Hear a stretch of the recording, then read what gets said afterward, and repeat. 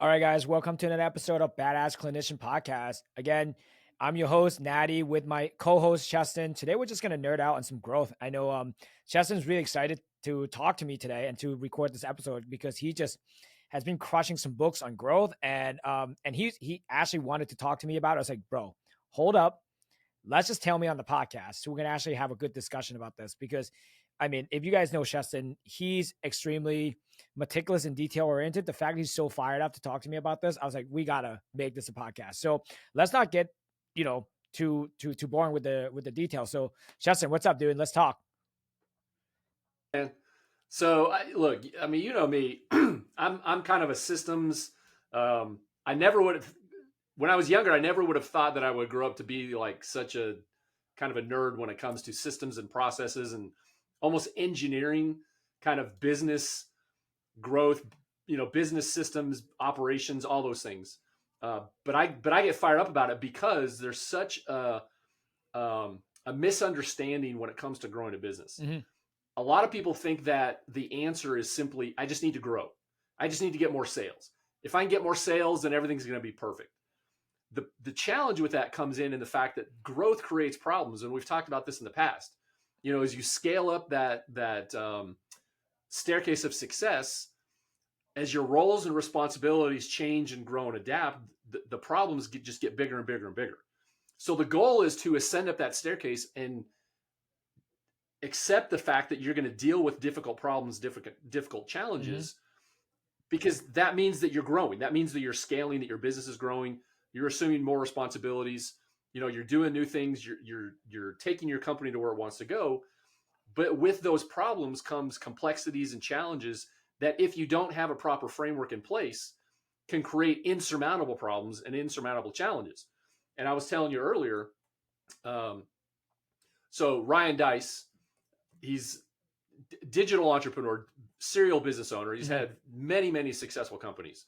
Most of them are in the tech and online space. But the principles that he talks about apply to any business. Yeah.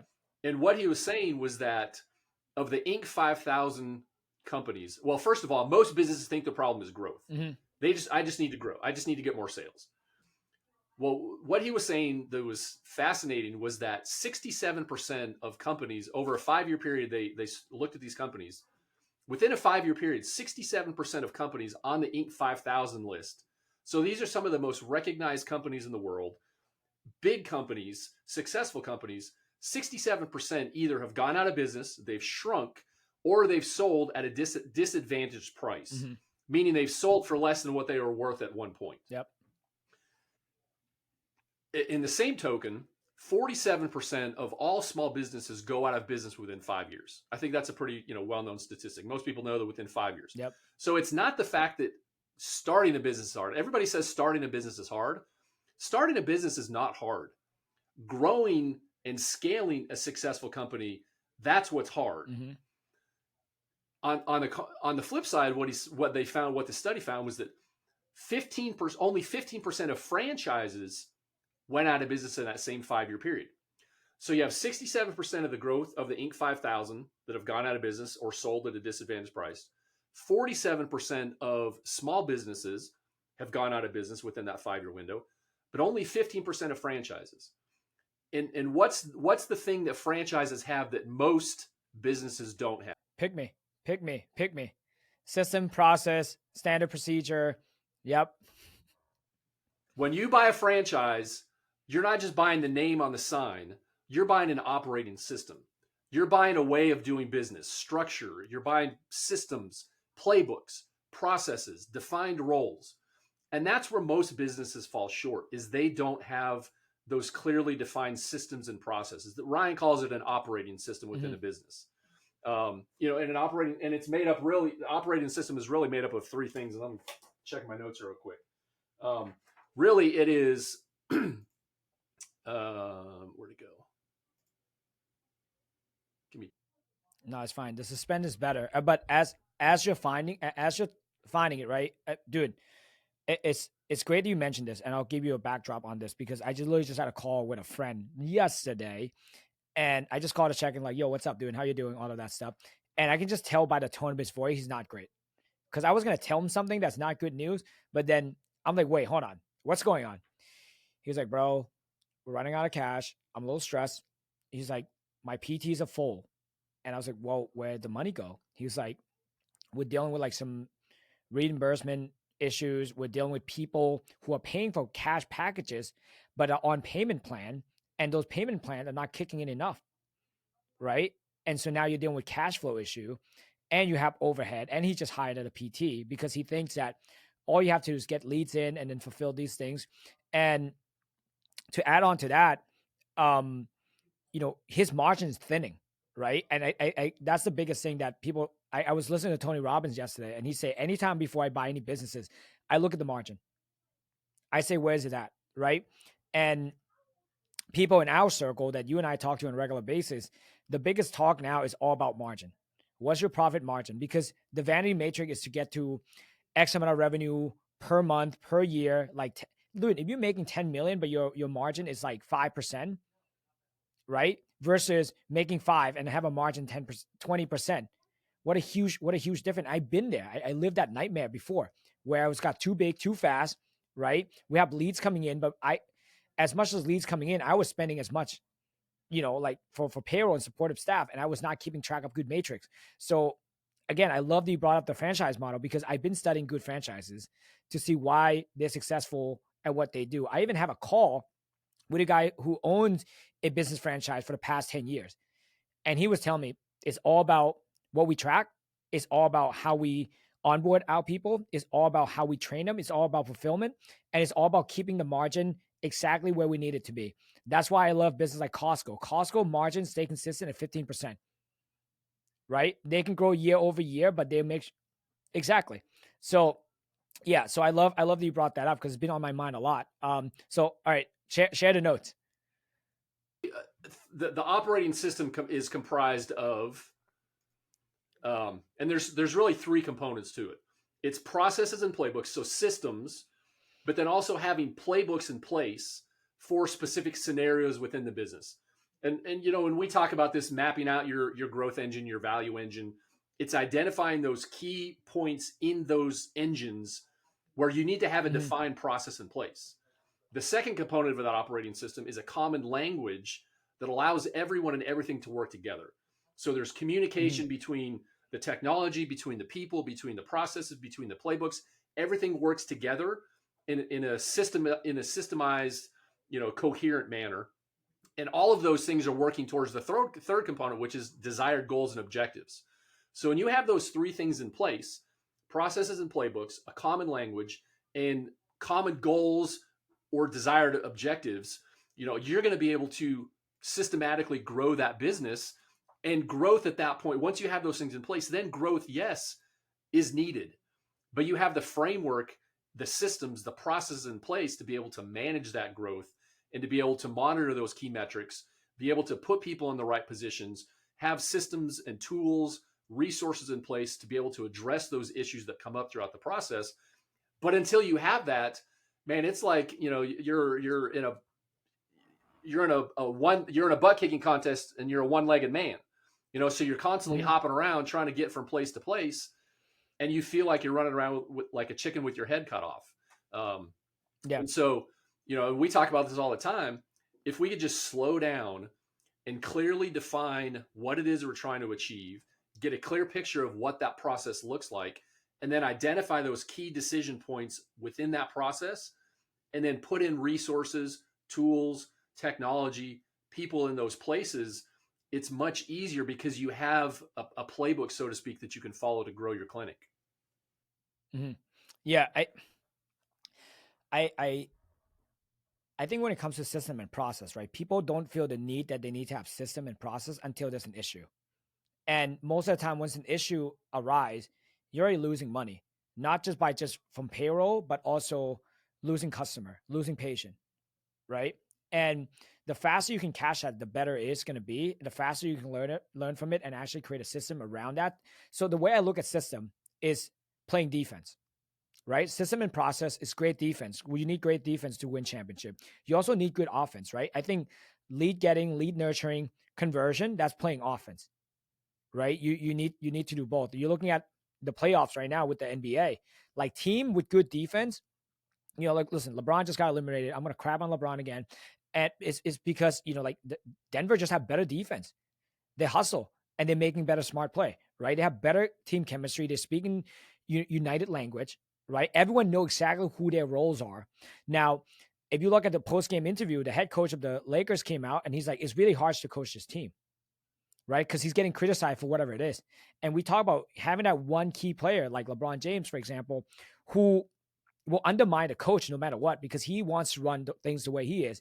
The coach going to speak certain language, and LeBron's going to speak in a language. The player is going to be confused. Who do we listen to? Right? And in a regular everyday business, everyone who's listening to this right now know that you have one clinician that's been with you for a long time, that is on his own platform, and that has like the rite of passage because he's the first one who's been there for the longest, or she has been there the longest, and she has really large clientele. You almost are beholden to that person, and because you're beholden to that person, you can't hold them accountable because you're afraid they're going to get pissed off, they're going to leave, right? I think even more detrimental would be that front desk person, that first point of contact that's been with your business forever, that's loyal, but they want to do things their own way. And it doesn't mesh with everything else. Because that's that first point of contact, that first entry point into the business. If that person isn't aligned with the systems, the processes, the tools, the technology, I mean, it just makes everything on the back end that much more chaotic. And so I think you could look up and down across the business from the front end to the back end, whether it's the first point of contact or the PT that's delivering the treatment. If they aren't in alignment with the ultimate vision, the goals, but then also operating within that framework that you as the business owner have established, I mean, that's chaos. That's a nightmare to wake up to and to walk into every day when you have to go into work. Yeah. And dude, I mean, we had high turnover at one point in the front office, right? Just because there's a certain standard we set, but we didn't train them correctly to meet those standards, and therefore they leave. Or because they just can't keep up with the standard whatsoever because it's a bad hire to begin with. But because of those bad hires, we actually able to build a fence around it, right? So now we know exactly what script they need to follow, this and that, right? Going back to last week podcast, when my front desk were able to call different clinics to see how to answer the phone, all that stuff. We just had a meeting and I asked them like, hey, do you think they were following any script? They're like, no. Right. And like, why do you think that is? Right. And then they would say, well, probably they didn't have a script to follow. So that's the number one issues. Or they think they're too big for the script, or the script is sound too robotic. Right. But again, going back, if you learn how to cook the first time, you have to follow a recipe before you can freestyle and add the ingredient that you want. Right. So again, the best thing about this is that when people are working with you and I, like, the systems are in place. The SOPs are already there. Like, if you're time poor as a business owner and you want to send up that staircase and be a true CEO, like, you need to have that. You can't call yourself a CEO until you can take a vacation for 3 weeks and know that your business is still going to thrive, right? That it's going to continue to grow. Yeah. And not exactly. just thrive, not just maintain status quo, but continue to grow, bring in more revenue, continue to grow the brand. You're absolutely right. Until you can step away and not be there on a day-to-day basis and have to put out all the fires or make all of the decisions, you don't have a business. You have a job. Plain and simple. Yeah. Yeah. And Tony Robbins made this point very clear when I was listening to him yesterday. Besides looking at margin, he's look at KPIs. And with KPI, he say, who's responsible for that, right? The front desk needs to own that KPI. They need to live and breathe that KPIs. You need to communicate through that KPIs, right? For us, it's like touch point, right? Intake. How fast do we get people in the door, right? And are they able to schedule out, right? And then on the clinical side are the patients getting better? Are they happy with the plan of care? Are they showing improvement, right? And have we communicated the kind of game plan that they have? What roadmap do we follow that we give them, right? Are we delivering on our promises? Are we over delivering? That's the key, right? So it's crazy. And I can see why business fail, dude, because it's hard. It's hard because you're constantly putting out fire and you're dealing with new fires. And one thing I would challenge people to think about is, I think a lot of times when we hire, we're thinking people first. But I think we need to flip that and think systems first. What is the role? Mm-hmm. What is the objective we're trying to accomplish with a specific task or with a specific point in your growth engine? And clearly define what those objectives for that particular action or activity is, and then backfill that with the person. Instead of thinking, oh, I have this person, I need to hire them. What are they going to do? Well, I don't know. We'll figure it out. You're much better off having a clearly defined objective for a specific role or a task, whatever the case may be, and then finding the person to fill that role. So getting really clear, again, that comes back to getting really clear about what your system, what your process, what your operating system, so to speak, is, what your value engines are, what your growth engine looks like, what your fulfillment engine looks like, identifying those key points, identifying what those responsibilities, what those actions are, what the outcomes are that you're trying to achieve, and then find the person and put them in a role and give them those scripts, give them those tools, give them those resources to accomplish those objectives instead of relying on them to come up with that. Now, they can help you do that in the process, but you have to clearly define what the objective is that you're trying to accomplish at that particular point. Yeah, listen, I couldn't agree more, just because the way we hire now, we hire based on the problem we need to solve. And we hire based on if that person can, fulfill the roles, the KPI, and can they do the job, right? In the past, I used to hire based on, like if they can breathe, do they have experience? But most of the time, yes, again, personality matters. But another thing I realized, if someone had like 10 years of experience in front desk, before was like, oh, that's a great candidate. But now I ask, like, they have 10 years experience in front desk. How come they never sent up to anywhere else? What about that? Right? What's stopping them? So my job now, when I look at resume, is I poke hole the resume and I ask question, why wouldn't I hire this person? Right? And if they it comes down to, like you say, it comes down to having specific KPIs for those specific roles, because you want to examine your entire value engine, so to speak, from front to back, whether it's getting leads, whether it's converting leads, whether it's treating patients, whether it's optimizing your system. For each step, you need to have KPIs that you can hold people accountable for. And I would venture to say that most businesses could go in and they could look at, once they've clearly mapped out their value engines and have identified those decision points. And if they look at the people that they have, chances are there are probably people that are underutilized, or they're doing things that don't really add value to that value engine. But you can't identify that if you haven't clearly mapped out what that value engine is, what those decision points are, what those KPIs for each of those different roles and decision points are. And so, again, just having that clear picture and knowing what that is gives you so much clarity and so much confidence in hiring people, because now you know exactly what it is that they need to do. You know exactly how you're going to hold them accountable to whether or not they're bringing value to the equation or not. And it just simplifies the process of growing and scaling a business. Yeah. All right. So let me ask you this, right? What do you think that's like top 2 KPIs that the front desk should be responsible for?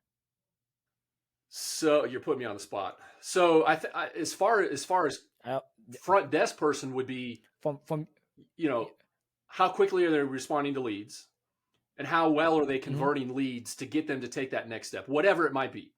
Maybe it's simply sending them some information. Maybe it's scheduling that discovery call. If that is considered the discovery call, scheduling that discovery visit. So I think it's going to vary based on the clinic, but overall, that front desk person, their job is to be that first point of contact and get that person into your ecosystem. Even if it's just capturing the information so that you can communicate with them via email or text. Ideally, and again, they're trying to get them into the next step in the process, which would be either a discovery call or a visit.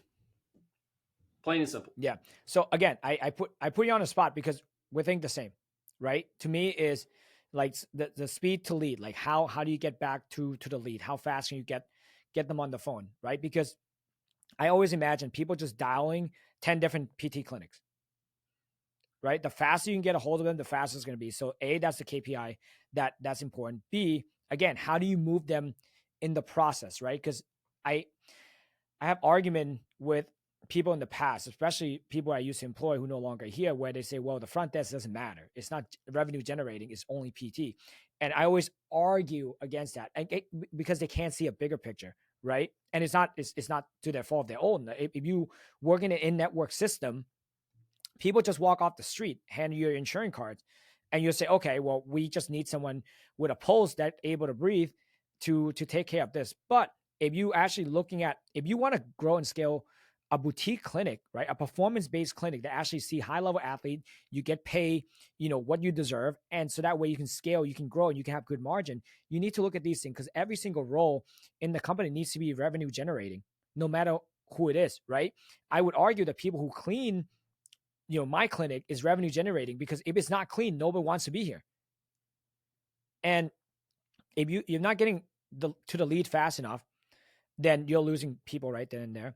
If you're not moving them forward in the journey, then you're losing people, right? Moving forward means schedule the next phone call, right? And I think that the issue that I've seen small businesses made is that they don't know what to do next. And because they're so time poor, they have no time to do the system, then they can't train their front desk person to tell them, here's what's next. And the front desk person can't tell the patient on the phone what's next, you're going to lose that lead. And that lead's going to go elsewhere. And I would just add to that. Okay. Going back, now that I've had a couple minutes to think about it, I think their KPI is how well do they do at converting that prospect to the next step in the process. Now, speed to lead is critical because that leads to that next step in the process. But ultimately, how well are they moving that prospect from cold lead, warm lead, referral, whatever the case may be, into that next step in the process? That is the KPI. That is the metric by which you're measuring that person. Now, again, there are things that can be done to improve that. But if we haven't clearly defined that, if we're not looking at that particular aspect, we can't clearly understand what those steps are that we can take to improve that conversion percentage. And that's where that speed to lead comes in. That's where how frequently you're calling, how many times are you calling back? How much are you communicating with them? What are you saying? Are you following the script? So, there's the overall KPI, but then underneath that, there's additional KPIs that we can look at and track to gauge that person's performance towards that bigger KPI. Yeah, I think, again, we measure conversion rate, right? Hey, how many people schedule a call? How many people show up on a call? And how many people come in for a discovery visit? And how many people show up for an eval? How many people show up from an eval then convert to a plan of care? How many people stay for an entirely plan of care? And based on that, how many people did they refer to us? Right? Those are the KPIs that if you just look at those things, you can say, hey, listen, how come we have 15 people schedule a call and they don't show up? Right? We got to fix that problem. If they schedule a call, they don't show up, then there's a nurturing issues, right? Or is there an issue in our follow-up system that we don't remind them enough? Is there a glitch in the system, right? Does the phone work? Yeah, it's little things like that. Absolutely, yeah. So like, what we've been doing to get more people to actually show up on the calls, we send them a shock and awe package, right? As soon as the intakes happen, we get the information, we send them a package on the way. And what's in that package? Right? Whether they talk to talk about what's it. So in that package, I'm a huge fan of the shock and awe package. So talk about what's in your guys' shock and awe package. So depending on the injury or the sport, right? We tell it that way. So if it's ACL, they get a copy of my ACL book. Inside there, there's also a testimonial that we build out of people who came to us for ACL, what they wrote on Google, video testimonial that link to a landing page that they can watch. Right. A couple episodes of the podcast, I talk about how we do ACL, which can include some pro athletes that we work with, some surgeon that likes to send us all that stuff. And then from there, we even give them a golden ticket in there just in case they were unsure. And the golden ticket is just for a discovery visit. Right. So from there, once they get this gift that's unexpected, they are more inclined to show up on the call. Right. Because we're putting the value first. At the end of the day, if they say, great, I talk to these people, they send me some stuff, we all can sleep at night knowing that we make a difference in that person's life. Yep, because they're getting value before they even come in and spend $1 with you. Exactly. If you build enough goodwill, and by providing value, people are more inclined to return the favor. Because at the end of the day, they say, let me not be rude by just ghosting them. Right. And then from there, once they show up on the call, we can actually have a more intimate conversation of like, hey, what do you think about that package? Do you have any question on that? Can we send you something else? Right. Or, hey, can we actually move forward to the next step? And the next step is going to be you coming into the clinic, meet with one of the PTs. The PT is going to hear your story, see what's going on, and we're going to map out a whole plan of care to see how we can help you. And I think the cool part about that is because you've taken the time to understand the steps in that patient journey, you know what your important metrics and milestones are, but now you can look at each of those and see how well are we doing from point A to point B or point B to point C. Mm-hmm. And if it's not where it needs to be, okay, what do we need to do in this particular, in the gap between these two steps to improve our conversion percentage in that next step in the process? And in this case, that's where that shock and awe package comes in. Exactly. And it only works if you hire someone who has empathy. I think that's the one thing that you have to hire for, especially in this space, right? People are calling us because they're in pain. So you need someone on the phone who empathic towards those individual. Because again, we made a mistake in the past where we hired someone who couldn't care less about the patient on the phone. And therefore it sound disingenuous, and it sound like the patient calling and they were interrupting that person's day. Right? Which we also learned by calling different clinics within the past 2 weeks. I say, how did that make you feel? I asked them, do you feel like you were heard, understood? That most of the time they say no. I feel like I was interrupting their day. Like they had better things to do than talk to me. Chances are they're probably just watching Netflix or YouTube shorts on their phone. Exactly. And again, to create the system that we have right now is endless of call that I've listened to, endless of meetings of what we didn't get right. So that way we can ensure that we keep getting more things right in the future, right? We are not perfect, but we are way better than where we were. And the reason you are, I would say, is because you've taken the time to understand that particular step in the process. You know what needs to happen there.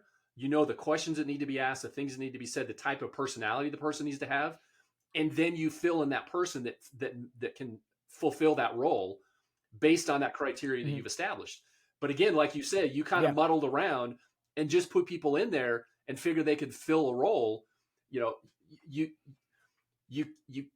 what's the saying? You can't expect good people to do things in a broken system. So you have to have the system in place first, and then good people can do great things if you give them the tools, the playbooks, the resources, the things that they need to fulfill that particular role. Yeah, dude, 100%. And I know people who are listening to this, especially clinic owners, they're going to feel guilty because they're not doing any of this. And listen, I'm going to tell you this free pass from me is that don't feel guilty because you don't have time, right? Because your best time right now, because you don't have a system, is to treat, to make sure that the back end stuff is really good. But if you don't have time, your time point, you don't have a system, you need one, right? So you have two options. You can go and create it yourself, listen to a bunch of calls that I did, make a bunch of mistakes, lost a bunch of money, lost a bunch of patients, or you can work with someone who know how to do all this already, right? So that's why we exist as a solution for that, as a growth partner, to make sure that you don't have to go do all that. You don't have to repeat the same mistake that I did, right? Because there's two ways. This is my favorite saying from Jay Abraham is that if you're going to do things and you want to do it alone, you have to be resilient. You have to be more resilient because you're going to make a lot of dumb mistakes on your own. If you are not that resilient and you want fast result, you're going to pay for it from someone else's mistake, and you're going to use what they have made, and then you're going to leverage that. Yeah, you're going to pay the price either way. Either you're going to pay the price in time, bumps and bruises, sleepless nights, stressed out, no time, or you can buy someone else's experience, their systems and processes, and learn from them, utilize their bumps and bruises that they've paid the price for, and bypass that, by implementing the frameworks, the systems that they've developed. I don't think that there's one solution. There's no one size fits all. but there are absolutely frameworks and principles that can be applied across the board. And so, Yeah. Again, you can either develop that on your own, pay the price in bumps and bruises, time spent, time lost, or you can simply plug into a framework that's already been developed and bypass all of that and get on the road to getting your time back and actually having a business that you run instead of the business running you. Exactly. And dude, this is why we have the best irresistible offer when people are working with us, right? You guarantee to get your money back within 90 days. And you're getting your money back by having that system in place, and you're getting all the leads, and you're making the money, right? Our goal is to actually double I the was going to say it's investment that people 2x, made to 2x work your with investment. us. Yeah. Exactly. Right. But here's the thing: the first 90 days when we work with someone is like, follow this to the T. Don't do anything different. Let us think for you. Don't think. Just show up, be you, run the clinics the way you want. We'll do everything else for the first 90 days. Just follow the roadmap, right? And we have great success when it comes to that. And that's why we stand after by that 90 right? days, like, you have a system, you have an operating system in your clinic that you can use to grow and scale to however big you want, and it's not going to require that much more of your time. In fact, your time you'll be able to spend working on the business instead of working in the business, which is probably where you're at. Because you have a playbook you can follow to get from point A to point Z, whatever that might be for you. Yeah. And that's why it's a no-brainer when it comes to that, right? And that's why we take pride in what we do. And the goal is, like, after 90 days, you're like, you know what? It's kind of silly for me not to keep working with you guys. And that's the experience that we have the whole time. And, last week with the NFL draft, right? And the one thing when you talk about system and culture, the one case study I love is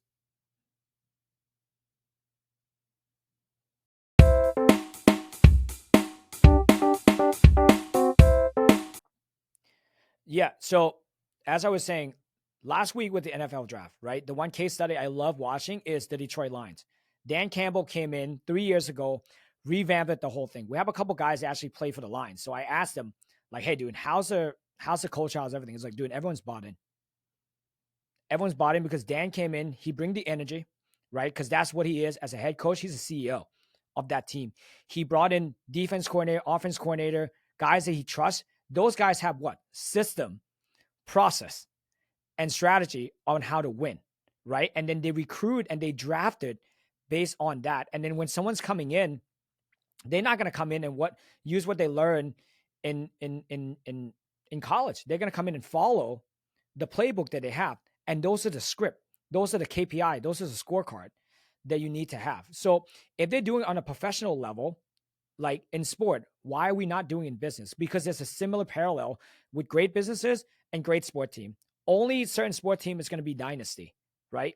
And my goal when I talk to my team is like, I don't want to win a couple championships. I want to have a dynasty, right? That's my talk to every single one of their, even through the internship that we have, right? So again, the question is going to be, what kind of business you want to have? Do you want to have a successful business that lasts a long time, that can keep generating you income and then give you freedom, but also give you high impact, give you fulfillment?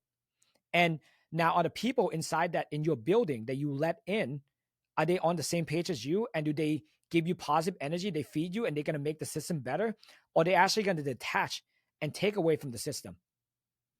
Yeah. And I would say too, talking about the Lions, it comes down to the culture that Dan Campbell has created, but that's possible because of the systems and the processes that he has in place. And he's clearly defined the roles for everyone that's going to be a part of that system. So when they go out and look for people, they look for certain qualities of those people that are going to fill those roles. I was listening to ESPN radio this morning, and Chris Canty, ESPN Get Up, I think, I don't remember which show it was, but he was talking about the playoffs. The NBA playoffs are going on right now. And the Sixers miraculously, came back and beat the Knicks last night, et cetera, et cetera. But he was talking about the culture, and he's worried that the Sixers are not going to be able to close out the series because they have a culture of losing. Like, they went through this whole process, they call it the process, where they got the first pick in the draft for how many years in a row? They got Embiid, they got Ben Simmons, they got Marcel Fultz. They got all these great players, but there was a culture in place of just losing. And that culture has permeated and it's kind of stuck because they're using the same playbooks. They're using the same system. And so in contrast, Dan Campbell comes in and brings a culture, but with that culture comes a system and a process that allows that culture to thrive. And so it all goes back to having that clear picture of what does that look like in your clinic? You know, what are the processes that need to happen? What are the decision points that you need to identify? What are the resources that you need to have? What are the KPIs for each of those decision points? And then who are the people that will be able to best fulfill those roles? And when you have that, you can make massive transformations, you know, as we've seen with the Lions, you know, with a number of organizations. If you look at them and go look at them, it all starts with that culture, but that culture is all predicated upon having a very clear system in place and what the expectations are for that system. Yeah. And here's why I love what we do for business owners out there, right? We're coming in and we get to support the owners first, right? Because they have a vision. And I know that to the bottom of my core, because I, like most of the people we work with, not most, all the people we work with, they live and breathe PT. They want to have a good, fulfilling job and they want to make maximum impact, right? But when we get to work together, I can come in and do the same thing that the Lions did and say, hey, you need to trade away Matthew Stafford and stack up all these picks that you have so you can rebuild the whole team that fits your vision, right? And that's what Campbell did, right? Because we look at all the draft that they got from trading Matthew Stafford, right? They got Jameer Gibbs, right? They got St. Brown. They got all these people. Like now that team is young and they're ready to go. They were one win away from the Super Bowl last year, right? And now, guess what? They can have a young team that ready to go. So that's the whole point, is that I want to look at any business that we work with as a professional sport team, like a fantasy team, based on what the needs are right now, based on the problem they're facing, and then giving them the system and the process to do so, and also give them a little pep talk on like, hey man, you have to have this hard conversation, and you need to do this because that person you have right there for the past 3 years not moving the needle forward, right? And again, having two different hats that you have to wear. I have a hat where I wear as Natty as a person, and a hat I wear as Natty, the business owner. So before I have any hard conversation, hey, I'm going to put on my business owner hat on, and I'm coming at you based on your performance, not based on who you are as a person. Please don't take this the wrong way, but this is where it's coming from. That doesn't mean I don't like you as a person, right? But this is a conversation that we need to have. You know, I recently just had to have that conversation. Yeah. Yeah, these are the standards we've set. And this is a reflection of these standards, not you as a person. Exactly. Right. And I recently just had to have this conversation a few weeks ago where we have to say, hey, I like you as a person, but with the standard that we have, here's what I expect you to do. Right. No, again, I'm not attacking your character, who you are as a person. Right. Matter of fact, if I don't like you as a person, you wouldn't be in here in the first place. Right. But for you to succeed in this company, because we have big goals for this company, and you also have big goals too, you got to see the win. If you can help the company win, then you're yourself going to win. Right. Look at what Google did last 2 weeks ago. The people who work for Google partner up with people in Israel to do these things. They are opposing Israel. So they decided to strike when they're on the clock, as Google paying them to make their case heard. Guess what? The next day, they all were gone. Right? I think that, you know, that's why business is business, personal is personal. Yeah. So anyways, just to kind of sum it up, like based on where we're at, like, again, if you're struggling to have hard conversation, if you're struggling to move the needle forward, and if you go to sleep at night and you say, why am I the only one doing this for my company, in my company, you need to change. You need to have that hard conversation. You need help, right? Because I've been there. I admit many times I need help. And that's why I hire so many mentor, right? Spend, you know, close to $500,000 just in coaching alone to get better to where I am now, right? And again, that's an investment because it's a transformation I had as a person. And that's how you and I met, right? So I'm thankful for every single dollar I spend because it made me who I am today. And I'm trying to give this back to the people that you and I get to work with every single day. So that way they don't have to go through that hardship, right? You are going to go through a hardship, but hopefully not the same hardship that you and I went through as business owners. You always get to choose. Well, you don't always get to choose the hardships, but you can certainly dictate to a certain extent which hardships you choose to go through. And I would just say it all goes back to having that operating system. Mm-hmm. Having a clear picture of what you're trying to accomplish. Do you have the processes and playbooks? Do you have the common language? Do you have the clearly defined goals and objectives in place? And then once you have that, do you have a clear picture of how you're going to accomplish that? What does that look like? What do the processes look like? What are the specific roles? What are those decision points? Who are the people that need to fill in those roles? And when you have that playbook, when you have that plan in place, again, those hardships, you've defined those hardships and you have the framework around which to make decisions and how to address those hardships, as opposed to just kind of stumbling around trying to make the most of what you've got, and zigging and zagging and not really having a clear direction. But when you have a framework and a process and a system in place, it gives you that clear direction. It gives you that operating manual, so to speak, in how to make decisions to better your company. Yeah, exactly. So listen, I want to end out this show by just saying, like, again, if all the stuff that we're saying today hits you at home and you feel that and you're like, damn, I should be doing all these things. Listen, I feel you on that. And again, this is why we do this, right? This is why we choose to work with great business owners who have just passion, and we want to see that passion flourish. We don't want small clinics, performance clinics, to be a statistic of failed business, right? And again, guys, the best way to do this is not to do it alone. And if you're sick of doing it alone and having that conversation, losing sleep over, and you can't enjoy being out with your family without thinking about your business, then you're kind of doing it wrong. So I encourage you to reach out to Cheston and I, apply, so that way we can take a look at your business to see if we can help you or not, right? Chances are, yes, we can help you, but depend on where you are and your ability to execute, and your ability to listen and take feedback, and your ability to let go of things that doesn't work. And if that sounds like someone like you, please apply, hop on a call, and then let's have a good discussion on this, because we just want to help more people. And at this point, it's a great, fun, passion project for us, because we want more and more clinics. Again, my goals is to make sure that the field of healthcare is being run by people in healthcare, not by people who are just throwing money, venture capitalists, all of that stuff. So again, hit the link in the show and just apply. And then, and hopefully you guys take a lot from this call. I mean, it's probably one of the best one. Again, each week we do this, it's just get better. Each week we just keep getting better and better. Yeah. Before I sign off, you have any last thing you want to say, man? I love talking about these things. I love going into businesses and helping them map this out. I love helping give, clinic owners clarity and a roadmap to follow, because big things are possible. I mean, it is possible to build a 7-8 figure clinic and do it in a way that you have fun, that's not stressful, that, that doesn't keep you up all night and stressed out on weekends and worried about a lot of these things. But it takes slowing down, recognizing where you're at, putting the things in place that will give you that vehicle, so to speak, to get where you want to go. So I love talking about these things, and look forward to an opportunity to talk with any business owners that want to implement something like that in their clinic.